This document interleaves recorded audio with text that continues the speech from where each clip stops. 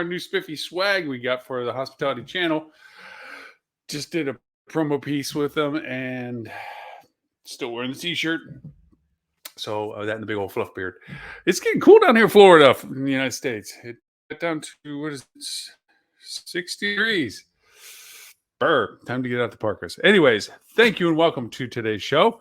As always, happy to have everyone that's joining us live around the world. We always, of course, simulcast this on the TV channel and also on our social media platforms. Wednesdays, 11:30 a.m. Sydney, Australian time, and Wednesdays, 11:30 a.m. London, UK time. So we get our you friends. Although that being said, thank you everybody that's watching us from around the world. Sincerely appreciate that again, as always. Today's topic, let me slide on over to my happy notes. I actually had a quandary because I had several topics that came through this week that I thought were relevant, and I decided, well, rather than try to shoehorn them all into one show, and we're trying to keep them into one topic, I thought we'd just address one of them and toss the other ones into the podcast conversation as a lead into next week's live show. But today's topic that I'd like to hit is an ongoing discussion I'm having with people as we're rolling into 2023, and that is reports. Now, you've heard me say on the live show, for those that have followed us so nicely, the thousands of people, really, honestly, sincerely, thank you, that watch us, that I've always referred to reports being the least valuable compared to the analytics associated with them. The reports are fine, but they often don't create action items. They're a representation of data. And that data is usually just quantified by the fact that, yes, we did it. Yes, we're tracking it. Yes, we have it. And not a lot comes from it past that point. And a lot of times reports are given to people that, frankly, don't have any action towards them. Their value of reports is more about notifications. Are they aware of things? Which is, in their world, what the report is for.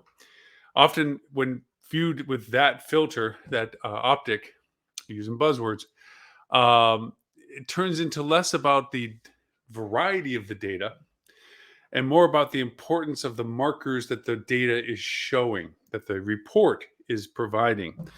And unfortunately, a lot of our reporting processes have come from our old traditional ways of data.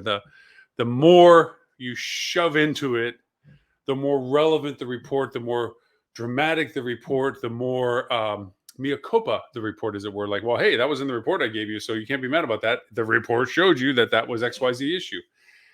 Yes, if you knew to or was even looking for that data. That's where reports fail.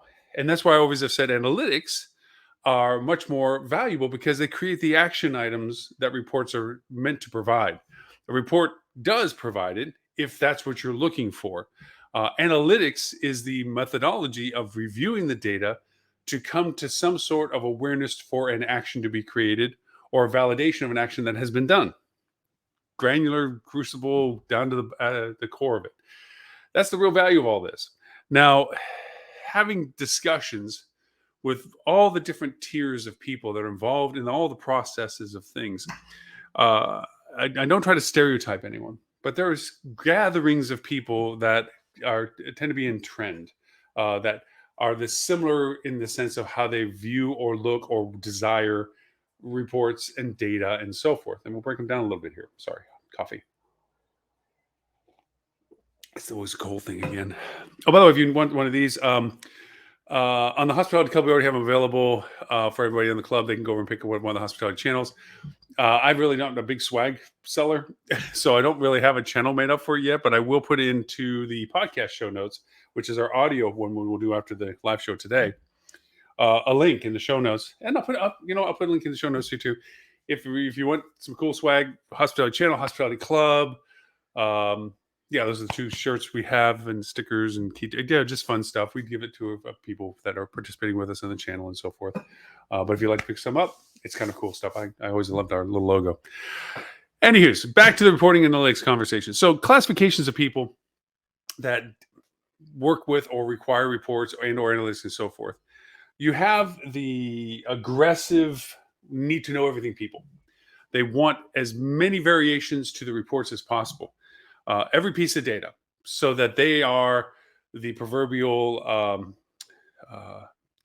benchmarking person. They're the what is it? The authenticator.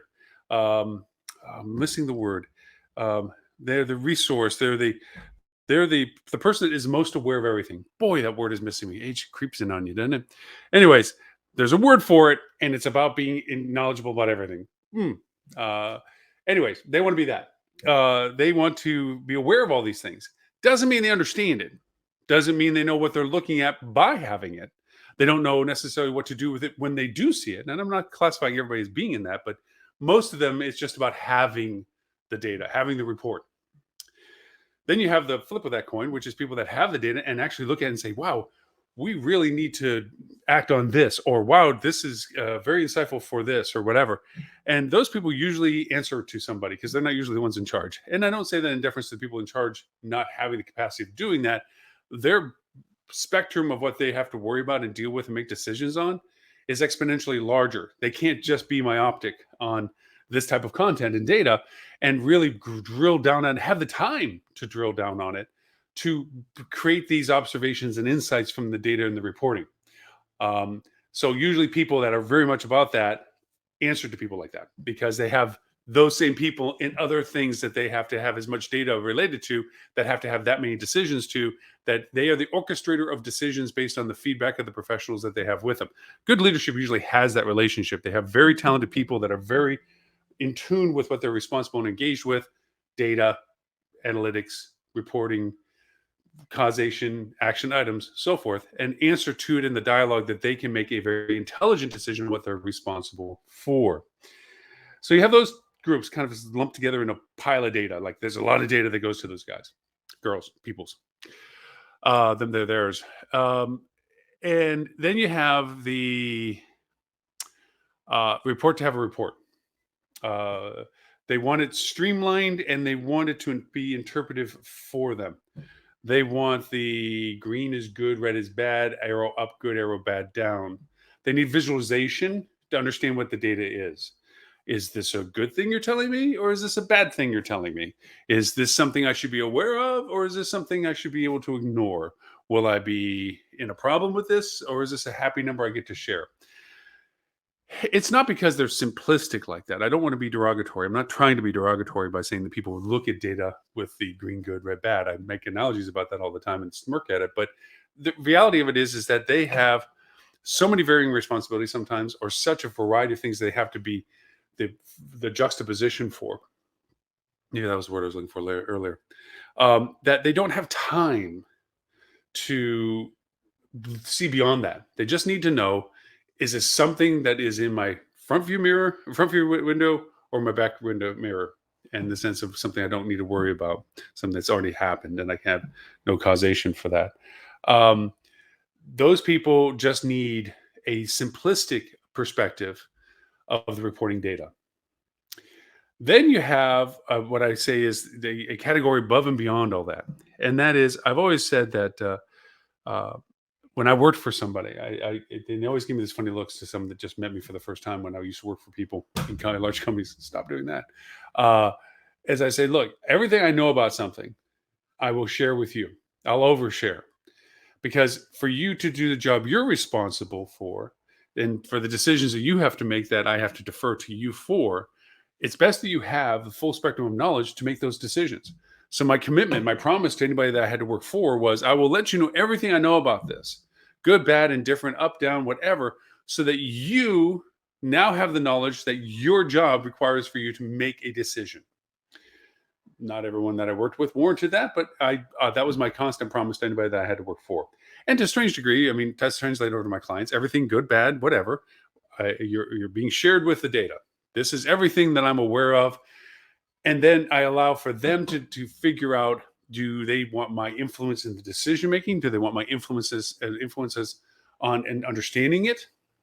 Because with every outside resource that you ask, whether you intend it or not, there is a bias. That bias, whether intended or not, is related to the person's perception of the data, of what they would do given the responsibility of what should be done. Now you're adding components of variables to the data that aren't in the data. Is this somebody's department versus somebody else's department? Is this exposing something that this person isn't directly responsible for that may have repercussions for somebody else and or themselves as a retribution or a ripple effect? And now those biases begin to come into the interpretation of the data.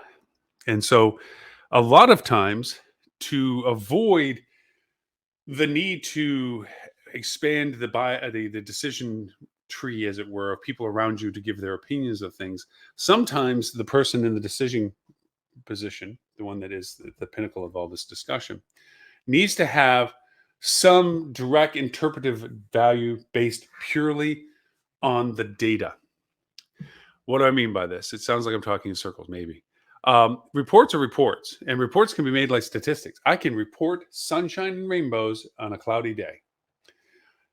Doesn't mean it's a accurate report. It means that the data I used made it accurate, but it doesn't mean that it's actually accurate to the situation at hand. Statistics are like that.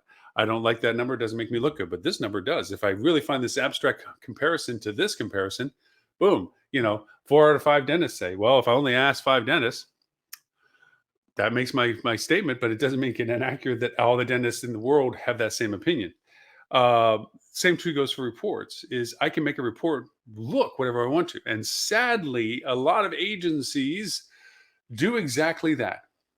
They provide the metrics that support why you write them a check.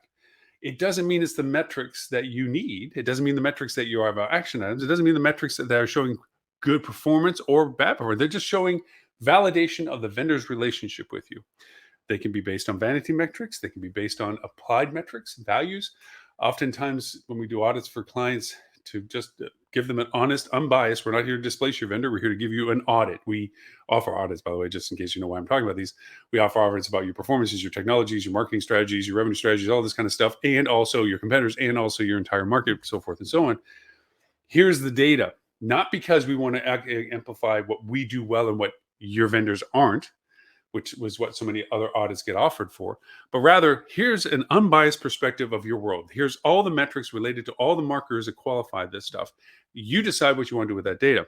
And sadly, in that process, we discover that a lot of vendors create artificial metrics to amplify their value proposition to their clients. Now that's in a report, and the report looks good and it makes everyone look good. The person that hired them makes them feel good that they hired the right people, so forth and so on. But at the meanwhile, the KPI that everyone's measuring, revenue metrics or what have you, isn't performing. But they're not looking where they need to look because this report over here of these vendors say that they're doing fine. That's because the report's making it look like they're doing fine because they pick the numbers to make them look fine. That's why reports have flaws. So going back to my Apex person, that before they begin to ask for opinions of their team and get what the variations of perception that come along with it, they should have some pure data metrics. Now, going back to they're responsible for a boat ton of stuff in multiple departments and have multiple decisions, and they have multiple piles of data in each of those departments. For efficiencies, they don't have the latitude of getting granular with it unless it's such a crisis issue that they have to be myopic on it and ignore everything else and look just at this. I've been using myopic today. That's the third time, and I get to keep the word. So what they need is notifications. Dun, dun, dun, dun. I've had this discussion with friends of mine, compatriots in the industry and so forth, and it gets lost into, again, what is provided by their services versus what the market provides, whether there's validation to it, so forth and so on.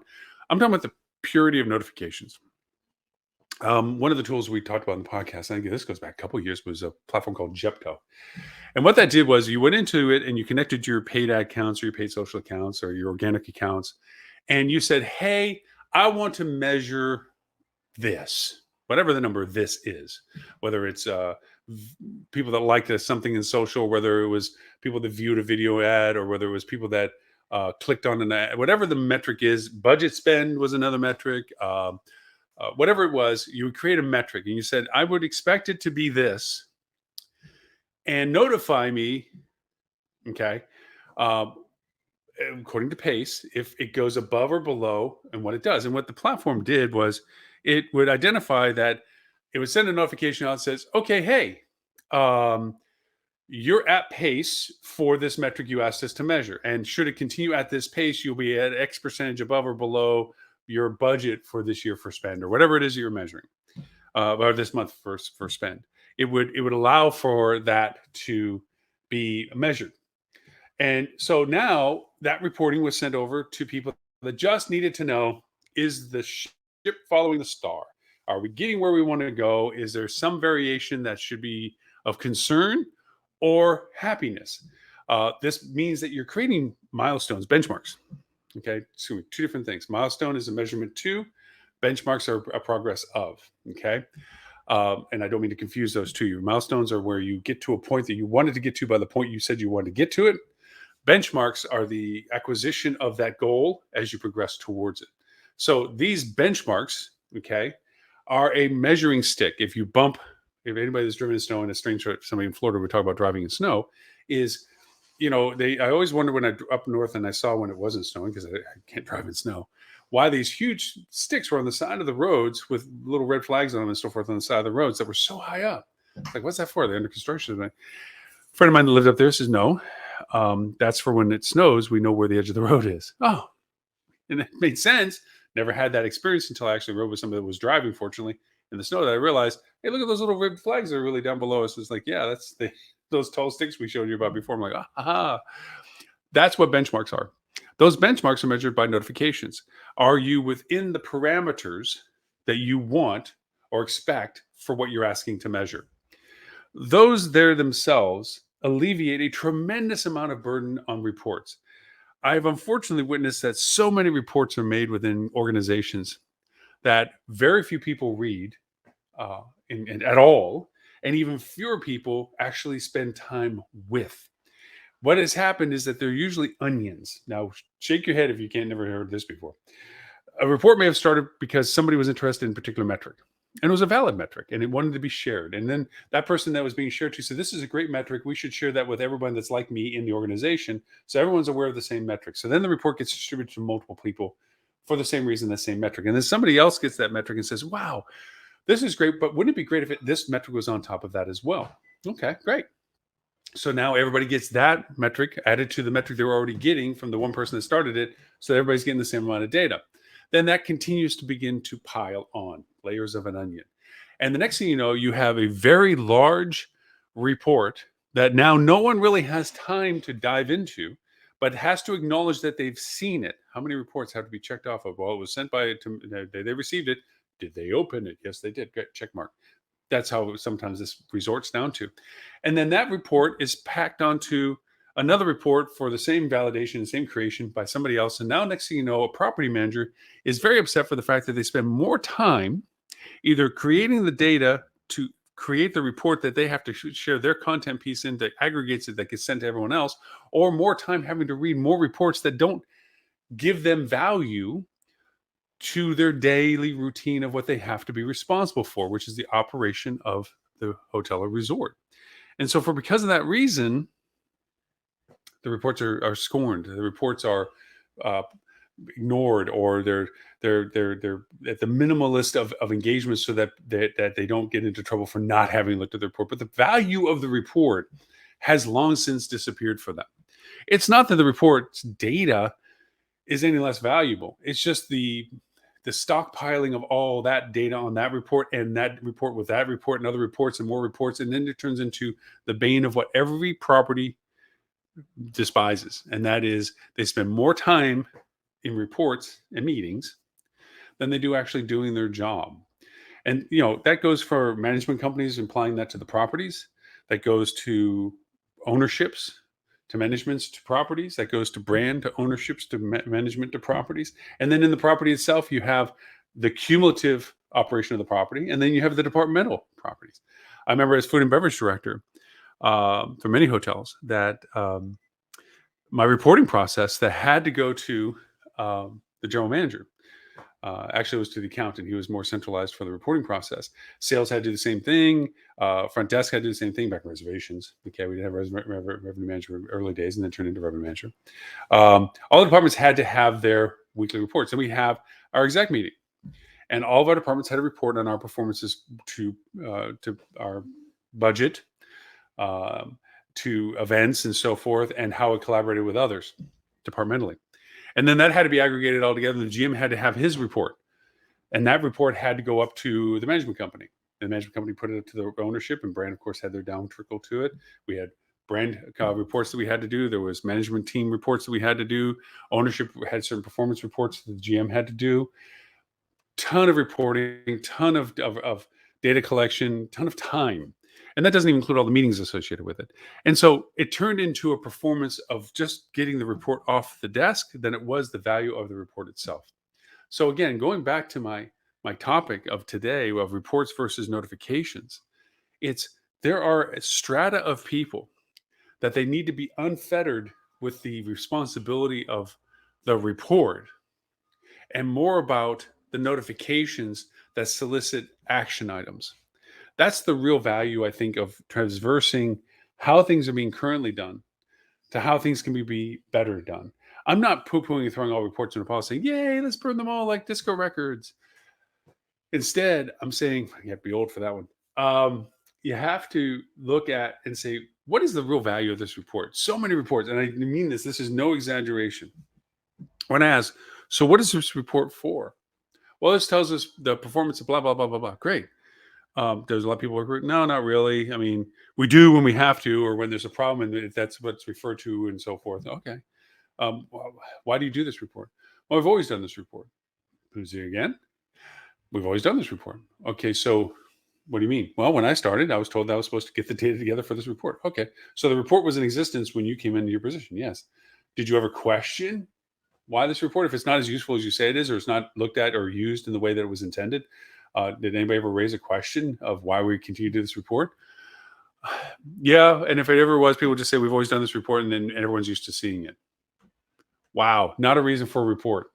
Not a reason to have a report. One, it's just eating people's time. Two, it's not giving any information that's being used by anybody because of its deference.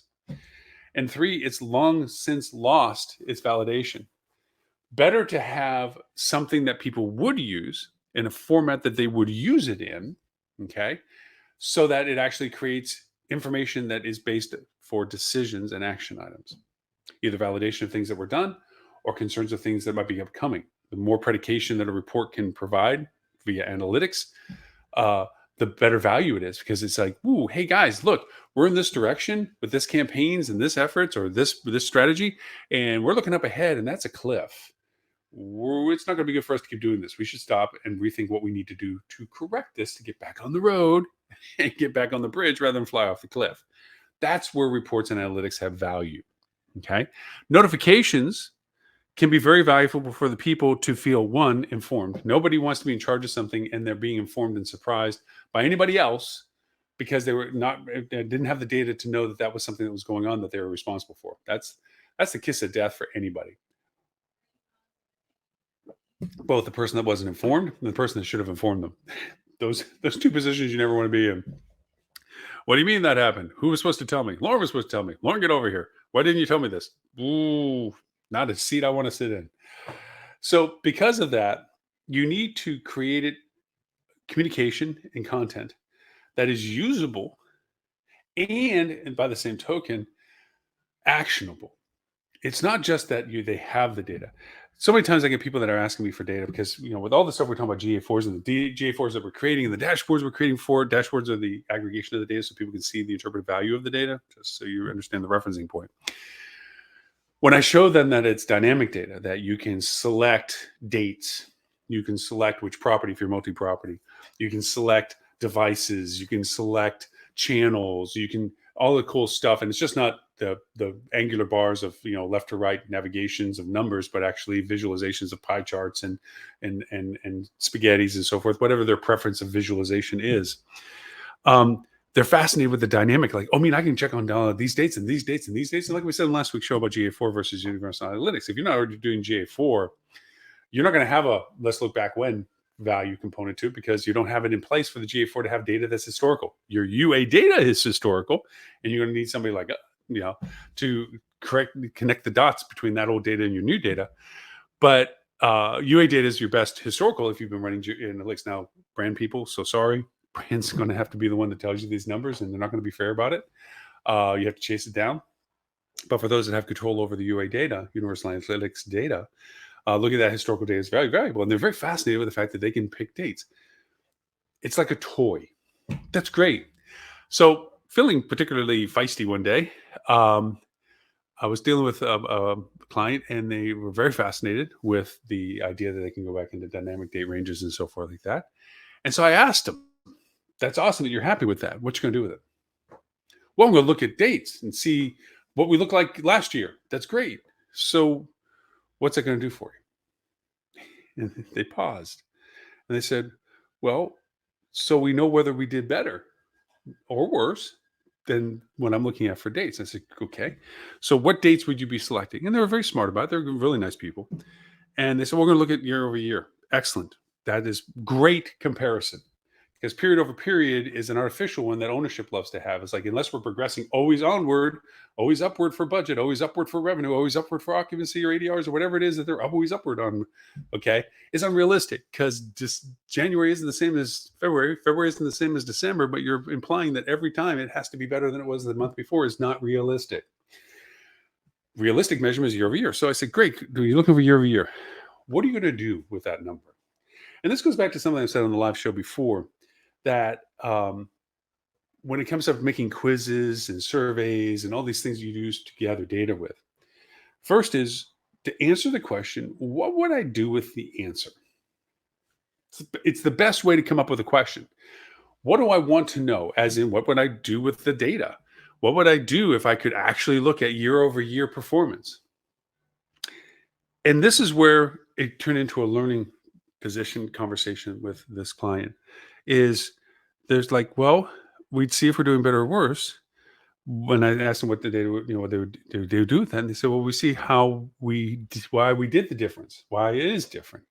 Answer the question, why are we worse than we were the year before? Why are we better than the year before?" And I ground just pushed it a little harder. I said, "How would you do that?" And they literally paused and they said, "Well, to be honest with you, I don't know." And that's when we started getting better at understanding the value of the data. Because then it gave the door open to say, well, what would be, and this is by asking questions, and this is you could do to yourself or your team, Selfie says, what data would I need to know, understand better to answer that question? In other words, if I have the answer of whether they're good, better, or worse than we were same time last year, but if I had that data, what would be my next answer that I would want? What to do about it? Okay. Well, to answer the question, what to do about it, means what happened differently. So then it got into the questions of, well, we would look at the variables of perhaps the numbers that we know that made a difference. If you're looking at revenue variations, well, was our ADR lower? Was it higher? Was our occupancy higher or lower? Was the length of stay higher or lower? Those are pretty fundamental early questions. And you would break that down into saying, yes, no, yes, no. Okay. And was that the influence that made the difference? And sometimes the numbers don't match. Your ADR was higher, okay, but your occupancy was lower. Okay. Sometimes both have been higher, but your length of stay was lower. And then you begin to look back at the date sequence and say, oh, that was that group or the lack of the group. We have a group now, and whatever you begin to grind into the numbers a little bit more, begin to understand why that if those number variances didn't answer your question or didn't give you the answer you're looking for, then what else? Well, what do we do different? Well, let's look at our channel segmentation. Where do we get the business from? Okay, we got a business from our CRM system. We got it from our paid. We got it from our paid social or organic. Whatever it is, we break it down and say, well, what are the percentages different? Well, it seems like we had more in meta search last year compared to this year. Okay, well, what ADRs were you running there compared to here? Or what was the cost of it there to here if you're looking for budget variations? That's when you begin to see the value in the data. Okay, everything we just talked about has nothing to do 99% of the time with the person deciding on the processes of what we do next when it comes to spending money towards something, because it is one facet of a multifaceted responsibility that they have.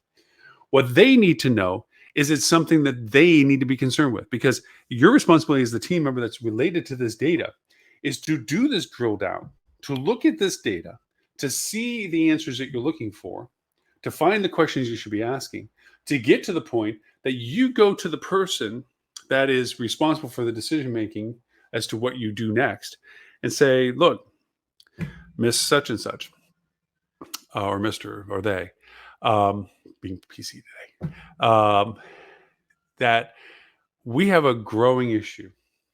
Our benchmarks are off compared to year over year analysis. We see that we have had a channel shift in which it's now diluting our ADR. We have proper rate strategy for the channels that are contributing, but this channel is growing in contribution, but it's at a lower ADR. Maybe it's group sales. Maybe it's a channel that you're doing specials and promotions with, paid campaigns that are getting more business than they should be because you need to taper down the account. The demand is definitely there. The conversions are greater, and maybe your metric of ROAS, and you're beating your chest like a marketing professional, is contributing too much diluted revenue, and your ADR is beginning to drop down. And that was one of your key metrics that you want to maintain during the time period that you're discussing this. And so you're bringing to the attention of the person saying, we need to mitigate this channel more and amplify these channels that have a higher ADR, our goal set that we've decided, and amplify their contribution to this. And then, of course, have the common sense as we get into the granular metrics, the impact of, and this is from 2 weeks ago, conversation about revenue management, your daily discussion, daily rates setting, where I talk about politics getting involved with it, the math metric associated with raising ADR and the impact on pace and trend on bookings, that you math that out and say, hey, by raising the ADR this $10 and matching our comp set at whatever we're comparing to, that means our pace of 2 bookings a day or 3 bookings a day is going to go down to 1.8 or 2.1. At that pace will actually have costed more money for raising the rate than it was for raising the rate for what we got to gather from people booking at that higher rate. That kind of math. That's the decision that happens. Now, from the person that's in the apex and they're in the level of being brought this information, they don't want to be surprised by you telling them this. They want to be able to have some metric that says, notification wise, I noticed from our reporting that our pace for ADR was looking that even though it's at current pace or slightly below, that at this current pace, it was going to trend below our goal for the end of this month. So you've just answered my question as to why we're beginning to see this trend. Thank you. Yes, let's make the modifications on the channel contributions and modify what you've suggested so that we can bring that trend back up to expected goals. It isn't a big old pile onion report that somebody had to rip apart down to page 88 on the spreadsheet of death to find this number. This was a active engagement between somebody that was aware there was something that was happening. They were notified at this current pace, you'll be below your goal of. There's somebody that reports to them that saw the information and had the means to go into and delve into the causations that were creating this potential and derive a solution that was actionable. So they used the reports in an analytical way. Okay. And then had that communication with the senior person that was responsible for making the decision of what to do to proceed, so that they maintained and basically avoided the asteroid from hitting the planet early enough that it didn't take that much effort. Because by the time it gets really close to the end of the month in forensic reporting, where, hey, here's your report for the end of the month, looking back at the old end of the month. Oh, wow, yeah, by the way, asteroid hit the planet. Should let you know. Maybe we should have done something beforehand, but at forensic reporting, newsflash, asteroid hit the planet, which is kind of coincidental because last night, I think the asteroid reached the closest to the Earth down by the very southern tip of South America or something, 2,200 miles away. Whew. Anyways, all said and done. The idea that you can act early enough to make the modifications potentially, not all things can be modified. Sometimes you're on the highway to hell, they're there. Your market demand is tanked because of circumstances we have become painfully aware of. The world can change in a day when it comes to things like lockdowns and so forth. Granted, politically different now than it was 2 years ago. In the sense of whether they'd even be able to pull it off anymore. The idea that things can modify and that you're just on this ride, that you're now at this point, you're mitigating damage control. Okay, Captain, the plane's going down. The idea is that we get to the place where the EMTs can get to us earlier. Um, that's what you're looking at is the engines are out, the gulls have hit, you have Sully at the controls, man. Do you want to land in the Hudson or not? Um, that's what you sometimes have to face with. But the idea is that you're doing it in progress to be able to make the effective changes early enough that they have more impact on those processes than forensically looking back and just saying, yeah, that was a mess. Boy, we should have probably have done something about that. Or had we done this back then, we probably could have avoided some of the pain or the cost or the bleed or whatever that we had to it. That's where reports fail because reports usually are forensic. They're usually static. They usually are looking backwards. So all the things that they're reporting are not actionable at the moment that you finally get the report. And those reports are so massive in their time consumption, they're not even looked at, even if they were to look at them to correct the future. You know, the old idea, review the history to not repeat it. Unfortunately, with those kind of reports that are so resented for having to suck up so many people's times, they're not used for the value for what they could be, even in that circumstance. So again, topically today, reports versus notifications, what do you really need? It's about what your role is and how much information you need to be aware of. I'll tell you one flaw that I have and has always had in no matter what position and role I was in, and no matter whether I was at property level department, property level general manager, I was in regional, whether I was in sales, revenue, marketing, food and beverage, operations, whatever, whether I was at corporate, whether I was in any corporate revenue, corporate sales, corporate operations, corporate marketing, whatever, and now doing what I do. I have a to-do list. And I've always been shown to clear up the logjam of always having everything at once need to be done. You should force rank what you do. Okay. All of my force ranks are one. I can never get off the fact that everything I put on a list, I want to get done as soon as I see that I need to do it or want to do it. That's my problem. So with these things, I'm not a notification person. And as much as I would love to be, as much as I just would like, tell me whether the asteroid's hitting sometime soon and let me know what, when we get to a solution process, and then I'll get into the conversation on a granular level. I'm more of like, I want to get into the data granularly, which means that everything else that I'm responsible for requires the same focus. And there's just not enough time in the day. And that's where you spend your 24 hours a day, totally trying to be that person that is down to the ground level, nuts and bolts, rubber to the ground kind of thing. That's not your role. And very hard for people to transition from being that person to being the person that's overseeing those people, because it requires a certain relinquishing of that control, relinquishing of that engagement to people, and trusting that they're going to give you the information you need for your new role, which is a decision umbrella over them. So that's notifications is a huge value to those people at that strata. Analytical reporting is of huge value to the people that report to those people. Simplistic data is most valuable to people that don't have the time to make it their focus. And I talk about property level GMs or department people with them, where they just need to know, are there benchmarks there so they don't get in trouble with their superiors that they should have been aware of something earlier. Now you may say, well, that's notifications, Loren. No, because notifications are really about awareness. Benchmarks are about engagement. The benchmark has to get hit or not hit and be aware of it so that there's an immediate engagement about how to make sure the next benchmark does not fall under that same event.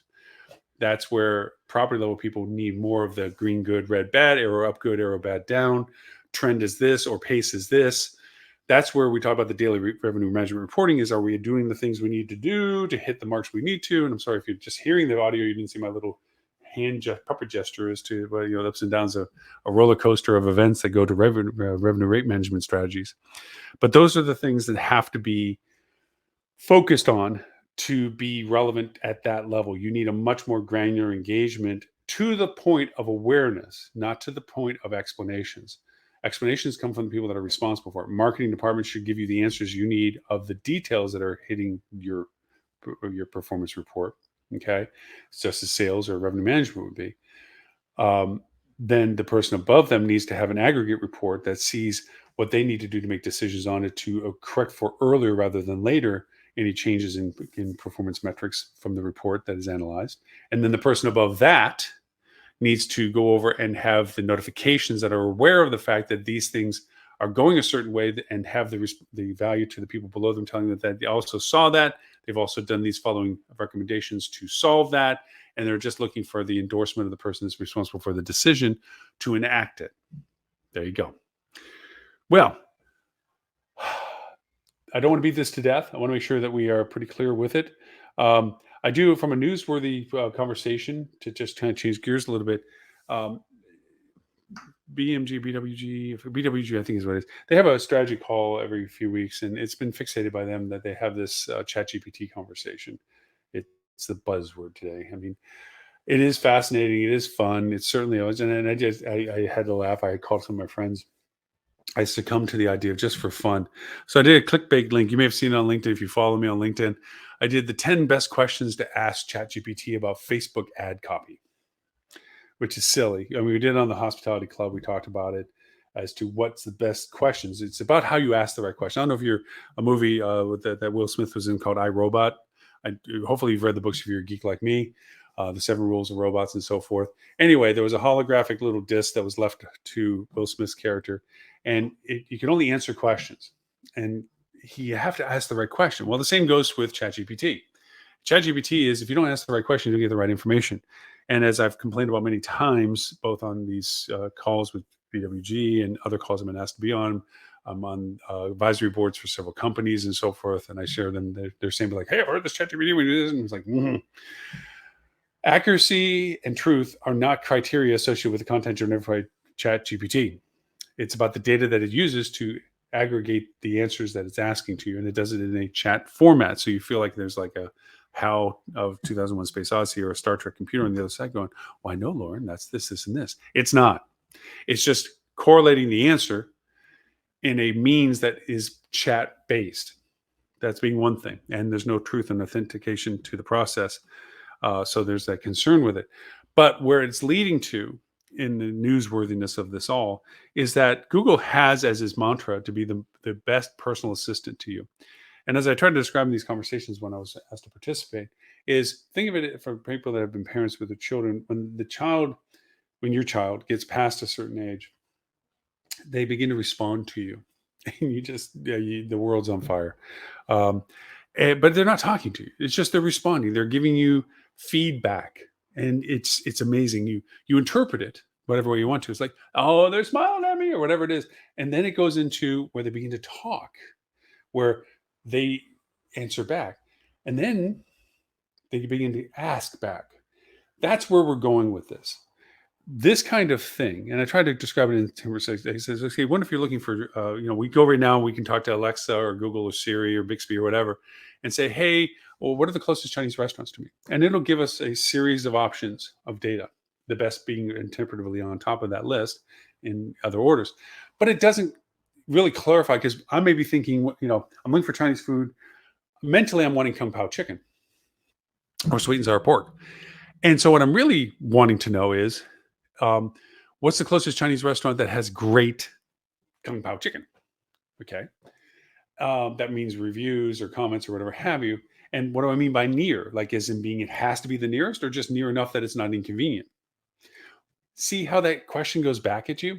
So where all this is going to go in a chat format is, say, for instance, you were to ask Google Assistant, hey, Google, because I don't want to do Siri because it'll talk to me now. What's the closest Chinese restaurant? And it knows me from all the data of how I've looked at Chinese restaurants before, reviewed Chinese restaurants, or commented about Kung Pao chicken, or whatever. It's like, it might ask back, it says, are you looking for the closest or the one that has the best Kung Pao chicken? Or might be more simplistic of just, are you looking for actual physical closest, or the one that has the highest rate of food? Oh, the highest rate of food. Okay. Kung Pao chicken? Yes. Okay. Any specials? No, there's 2, but one is closer and has good Kung Pao chicken. The other one is farther, isn't rated as much, but it's cheaper. Now all of a sudden I'm dialoguing. That's where I think this is going to eventually go. Here's the issue. And this has been the juxtaposition of everybody's question. Do you think it's going to be this? Do you think it's going to be this? When it can be monetized, that a single answer is valuable enough that the person that's providing the answer, the platform like Google or whoever, that you're willing to pay for it, they can monetize it, then this is going to be widespread. Because right now we look at it, we know that Microsoft has picked it up, and they spent millions, a billion maybe, I don't know, on its integration to what it'll be offering for Bing. And I think it's going to be interesting to do this. Google did this about 4 years ago. They tried to do this, but it wasn't in a level of their AI functionality is insane. I think we're all worried about Skynet and Terminator and Matrix and all this rest of this stuff. But the reality of it is we would love to have this kind of clarification engagement for personal assistants. It's just us. So we can go over and find out what we need to know the way we're wanting to know it. That's the progression of this. Is ChatGPT going to change the world at its current level of engagement? No. It's quasi novelty, quasi functional. I can tell you, it grinds out great code and is great for content development for what you're asking if you ask the right question. But beyond that, right now, it's a transitional technology. It's a means to where I think it'll go. And until the monetization of that progression gets clarified, and I think there's much more smarter people than me in the world that are already working on that problem, that's the progression we're going to see it go to. So ChatGPT as a buzzword, as a flavor of the day, because we can't talk about crypto because that crashed. We can't talk about a bunch of stuff that was buzzwords just a few weeks ago because they'd all failed. This is a new buzzword, ChatGPT and everything else. So that's my news feature of it today. So with that, I want to thank you all for the privilege of your time. If you caught us on the TV channels, Roku, Google, Amazon, Apple, thank you so much for watching us TV, Hospitality Channel. If you're watching us on our social recast or simulcast, Facebook, we're on HSMAI's Facebooks around the world. We're on Twitter. We're on YouTube, multiple channels on that as well. We're on LinkedIn, which is still restricted to one broadcast. So it's on mine if you're watching me on LinkedIn. And of course, Twitch. If you get your content from game station consoles, PS5 and Xbox, you can watch me on Twitch or computer, whatever. And also on our app. Like I said, the TV channel is also an app. You can get on your Apple iOS or Android platform. So phones, tablets, pads, all that kind of stuff. You can get the show on that whenever you want. The show is always free on the TV channel, as is also our software and services, which is our showcase platform. And it's not monetized right now. It's just whoever has content that wants to showcase what they are for hospitality industry. The hospitality channel is dedicated to hospitality as an industry. It's not a let's do food channel or let's do travel channel. It's about the hospitality industry. It's about running restaurants, running hotels, working in the industry, finding places in the industry, learning about how to do better in the industry. That's the content that's behind the Netflix paywall that once you pay $4.99 a month, there's just all this content that you can get to and pick and choose what you want to, or always adding to it and so forth. If you do want to watch any of our old TV shows, this and the ones before it, 389 before it, you can go to hospitalitychannel.tv. There, that is our perpetual I Love Lucy rerun platform. That and the podcasts are always there. You can pick it up by co-hosts that we've had, topics that we've had, or date that we ran it. So you can always be selective of what you want to look back on. All of our shows that are about a particular topic, you can listen to the progression of our dialogue. Or if you have a favorite co-host, you can follow all those shows that they've been on, or see who we've had as co-hosts, or the date that we ran it. If you want to look back in time, this week in news and technology, January of 2020 or something, we can go back then. It's pretty cool. So that's hospitalitychannel.tv. If you are a professional in hospitality marketing and want to speak with peers, this isn't for you to learn hospitality in the sense of basic levels like, oh, I want to become a hospitality marketer. What does PPC stand for? This is a journeyman up peer group. Matter of fact, you go to the website, hospitalitymarketing.club, there's just a slot for an email. Put your email in. I send you a quiz. If you get 90% on the quiz, I send you an invite link to our closed social platform. We do weekly. We do one today. Every Friday we do one. And today is our bi-weekly one as well. We have a bi-weekly one, which has a larger topic group.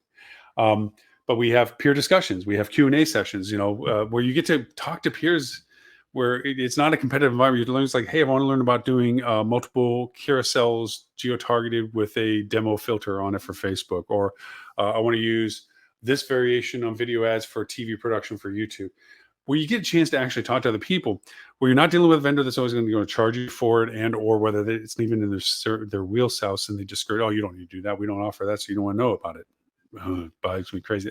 And I bring this up because that's usually the case in most of our dialogues with people that are in there, is they get told because it's not being offered that it's not important. And that just drives me knocking futs, because everything is important. It's up to you, the one responsible for its production, to know whether or not there's merit to it. So that's a lot of our discussion to it. And the Hospitality Club, right now it's free. We haven't monetized that. We will eventually create a community that once we get a core community and value proposition working with it, it's relatively new. It's only been running for a few months. But once we get to that core of that, then it'll be a pay for function. One of the extra benefits of being in the club is you get the TV channel for free by joining. It's part of the collaboration of being on the club. So hopefully you consider it. By all means, I'd love to see your email. I'd love to send you a quiz. I'd love to invite you to the group. We have great conversations.